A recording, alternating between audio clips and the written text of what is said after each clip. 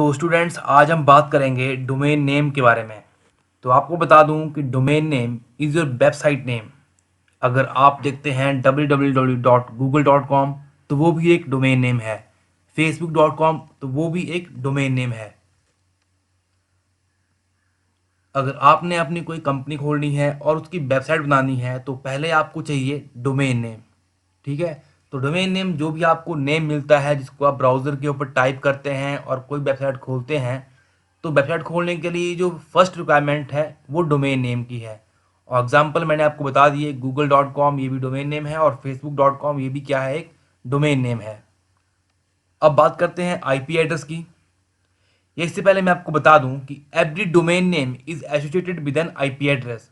अगर आपके पास कोई google.com डोमेन नेम है तो ये डोमेन नेम किसी ना किसी आईपी से एसोसिएटेड होगा।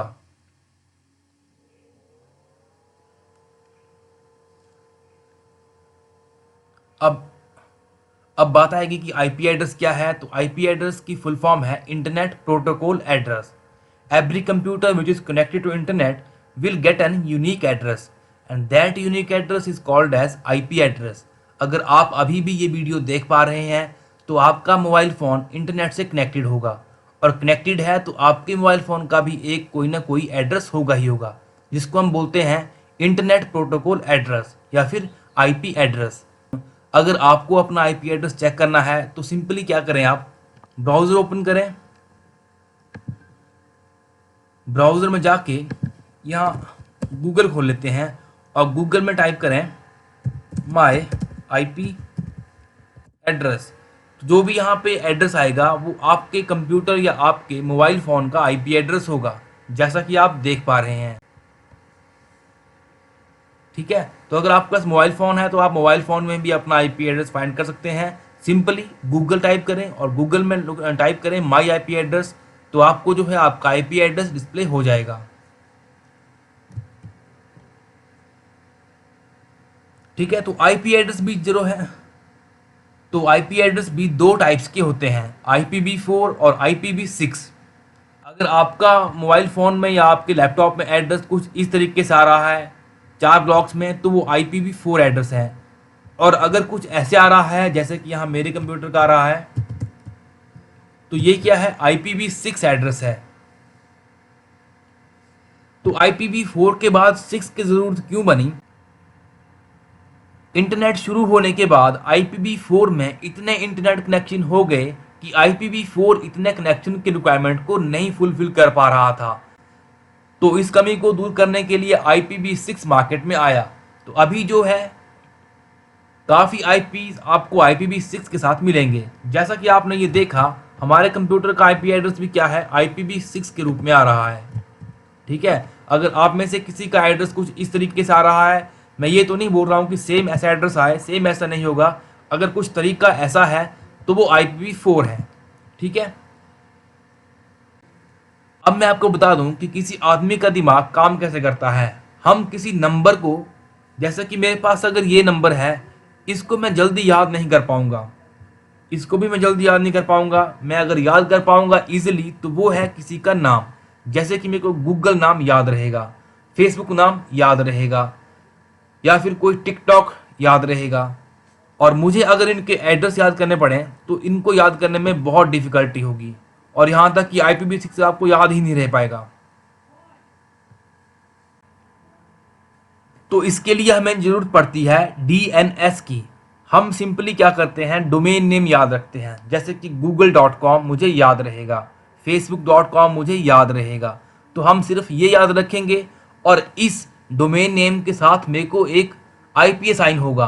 तो वो कौन निकालेगा हमारे लिए, वो निकालेगा DNS, डोमेन नेम सिस्टम।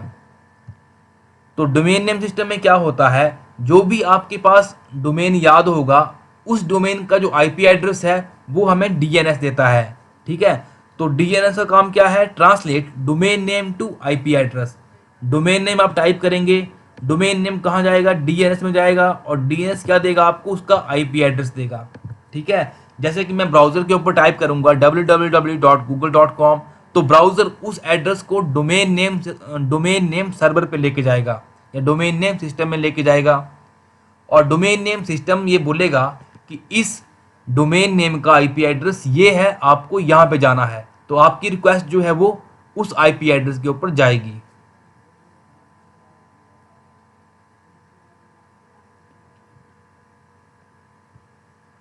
तो अभी तक हमने तीन चीजें देखी। पहली हमने देखी डोमेन नेम। डोमेन नेम क्या है? Domain name is name of your website, जैसे गूगल है, फेसबुक है, ठीक है।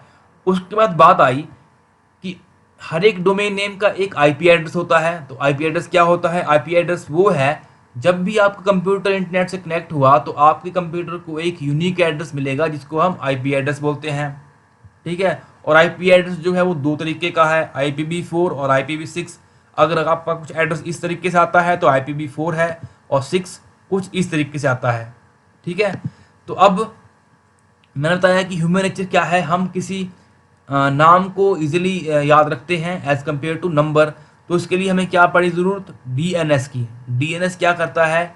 आपका जो डोमेन नेम है उसके साथ जो आईपी एड्रेस अटैच है वो सब कुछ वहाँ पे स्टोर होगा। ब्राउज़र को ये बताएगा कि इस डोमेन नेम का जो आईपी एड्रेस है वो ये है, उसके साथ आपकी जो रिक्वेस्ट आगे जाके फॉरवर्ड होगी। अब बात करते हैं डोमेन नेम पार्ट्स की।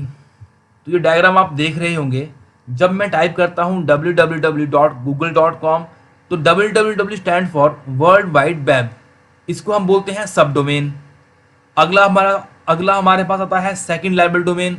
जैसे कि यहाँ पे गूगल आ गया, आपका कोई नाम आ गया, या कुछ भी, जैसे कि abc.com, xyz.com, myinfo.com, तो वो क्या है? सेकंड लेवल डोमेन, जो www के बाद आता है। और इसके बाद क्या है? Top level domain. तो .com क्या आएगा? Top level domain. सब डोमेन www, गूगल आ गया सेकंड लेवल डोमेन, और टॉप लेवल डोमेन आ गया .com। तो इस तरीके से आपका जो है ये डोमेन नेम डिस्ट्रीब्यूट होता है तीन पार्ट्स में। इससे पहले कई बार क्या आता है, कई बार क्या हर बार आता है HTTP। तो वो क्या है? प्रोटोकॉल है, ठीक है। इसकी फुल फॉर्म है हाइपर टेक्स्ट ट्रांसफर प्रोटोकॉल। तो ये डिवीज़न है आपके डोमेन नेम की तीन तरीके से। आगे जाके हम देखेंगे कि क्या क्या हमारे पास टॉप लेवल डोमेन है, और क्या ये www है, और क्या प्रोटोकॉल्स हम इंटरनेट के ऊपर यूज़ करते हैं। तो आज की वीडियो में इतना ही। धन्यवाद।